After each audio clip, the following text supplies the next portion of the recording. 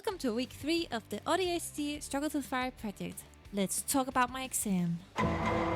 Wednesday, I waited excitedly in front of the exam room. I had printed out all my notes and relevant cases the day prior. As I waited outside with the other students, I got to yapping. I discussed the cases and curriculum with the others and it was super fun. Then, the first student came out of the exam. They weren't pleased. They said it went meh. And when they went in and got their grade, they came out disappointed. Not a great start. More and more people got the grades and seemed either disappointed or content with it. I thought to myself, maybe it's a bad day. Maybe we'll all get bad grades because they're just in a bad mood. But then I decided, no. I prepped, and I'm passionate about the subject. The others may have done poorly, but that just means when I shine even clearer. I will be that one performance they're looking for. I was confident again. I was ready. Then I heard it. My name being called. I took a deep breath, grasped all my papers, and walked in. Head held high. There they were.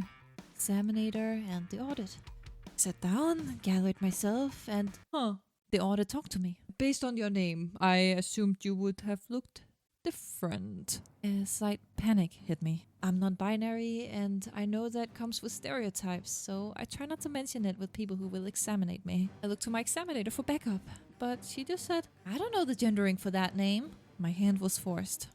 Yeah, I had my name changed. I said, try not to let the panic show. Half of oral exams is theater. You have to seem confident. You have to seem passionate. All things hard to do when confronted about something irrelevant and that you weren't expecting. I was vulnerable. I was knocked off course. Technically, my exam had already started the moment I walked in the door and the clock was ticking. So can I begin? Oh, yeah. Whenever you're ready. And then the real exam began. I forced myself not to think about the confrontation further. I am an expert, I am passionate, and I talked half from my brain and half from my heart. And then time was up. I walked out. I had a moment to vent and process what has just happened. The others were shocked of the audacity of the audit. At least I wasn't alone in that feeling. I got called in again, and you got an A.